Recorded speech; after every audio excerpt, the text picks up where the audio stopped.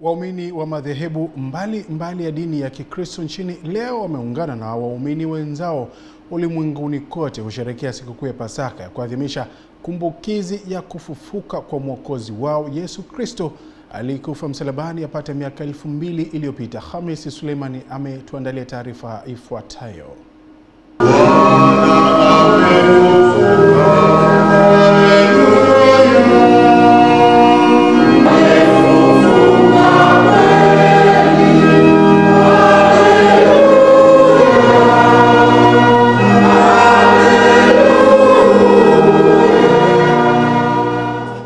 Katika kanisa la Kiinjili la Kilutheri KKKT Dayosisi ya Mashariki na Pwani, waumini wa kanisa hilo walishiriki katika ibada hiyo ya Pasaka huku wakiwa na matumaini mapya ya wokovu kutokana na ufufuo wa Bwana wao Yesu Kristo.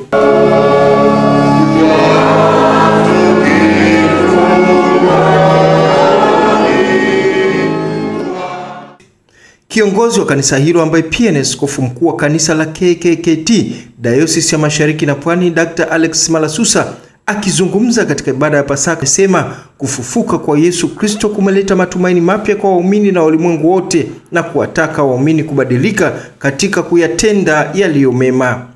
Sisi tunakumbushwa kufufua maisha yetu, tuishi maisha yanayompendeza Yesu.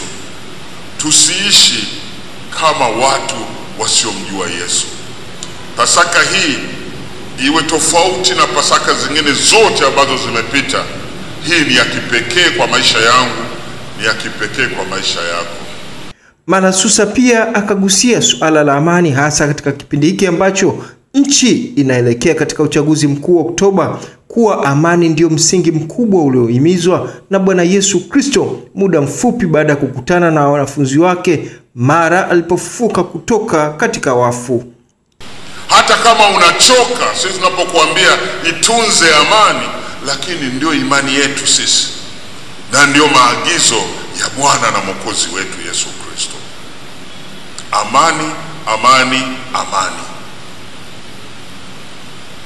Hata ikizungumziwa katika nyanja mbalimbali, lakini mwisho amani.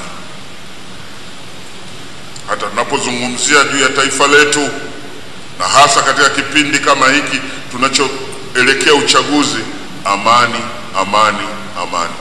Hatuwezi kuwa na uchaguzi kama hakuna amani. Lakini sisi tunaipataje amani? Kwanza kwa kuchunga ndimi zetu. Yesu